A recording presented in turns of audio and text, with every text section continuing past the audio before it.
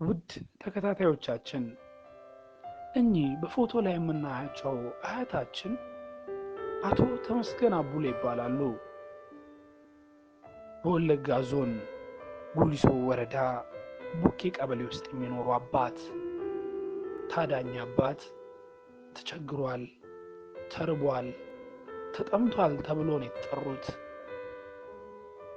እጃቸው ተዘርግቷል ተብሎ እርዳታ በሚሰጡ ወገኖች ሊረዱ አቶ ተመስገንም በቦታው ደረሱ። ደስተኛው ነበሩ። ባገኙት ነገር እጅጉን ተደስቷል። ነገር ግን እርዳታውን የለገሱ አካል የተሰጣቸው ጤፍ ላይ እንዲቀመጡ አዘዟቸው። አቶ ተመስገንም ተመልሰው ተቀመጡ። አንዴ በሞባይላቸው አንዴ በካሜራቸው እየዞሩ ፎቶ አነሷቸው። አቶ ተመስገን እጅጉን አዘኑ፣ እጅጉን ተሰማቸው፣ ልባቸው ተሰበረ። በቀያቸው፣ በሰፈራቸው፣ በመንደራቸው፣ በኖሩበት፣ ባረሱበት፣ በዘሩበት፣ ባጨዱበት፣ በከመሩበት ቦታ ላይ ለአንዲት ሊትር ዘይት ለ2 ኪሎ ጤፍ 100 ጊዜ ፎቶ አነሷቸው።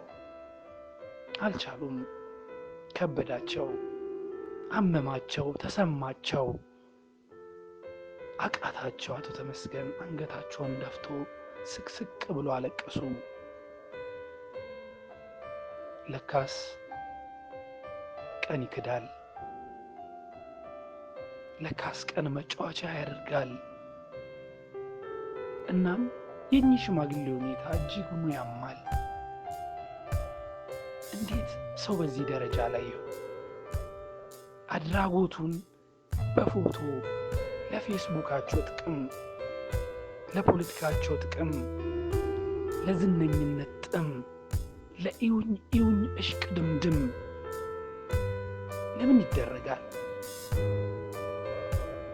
እባካችሁ ወገኖቻችን፣ ማንም ሰው ሊቸገር ይችላል። ማንም ሰው ሊረዳ ይችላል። ሰዎችን ስንረዳቸው ግን ለመታየት መሆን የለበትም። ከረዳናቸው ይልቅ እየረዳናቸው መሆኑን ስናሳያቸው ይከፋቸዋል።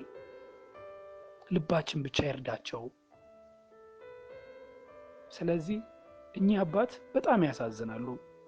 በተቻለን አቅም ሁላችንም በየሰፈሮቻችን በየመንደሮቻችን ያሉትን ስንረዳቸው ካለን ነገር ስናካፍል በቤተ ክርስቲያን በእምነት ቤቶች እኮ ገንዘብ ሲሰጥ መስዋዕት ሲሰጥ እኮ ስሜን እግዚአብሔር ያውቃል ነው የሚባለው። ስናድግ እንደዚህ ነው ያደግነው። 100,000 50,000 ሰጥቶ ማን የሰጠው ተብሎ ሲጠይቅ ስሜን እግዚአብሔር ያውቃል። አዎ እግዚአብሔር ነው የልባችንን የሚያው እንጂ ፎቶ አይደለም። እና ከባድ ነው። ብቻ እንግዲህ ውድ ተከታታዮቻችን ይሄ በጣም ልብን የሚሰብር ነገር ነው። ሁሉም ከዚህ መማር መቻል አለበት። ሰዎችን በምንረዳበት ወቅት ትዕግስት፣ እንደገና ውስጣችን መልካምነት ብቻ ነው የሚያስፈልገው እንጂ ሰዎች እንደዚህ ድረስ እስከሚሰማቸውና እስከሚናደዱ እስከሚያለቅሱ ባናደርሳቸው ጥሩ ነው ለማለት ፈልጋለሁ። ተመልሰን እስከምንገናኝ በያላችሁበት ድረስ ሰላማችሁን ያብዛላችሁ።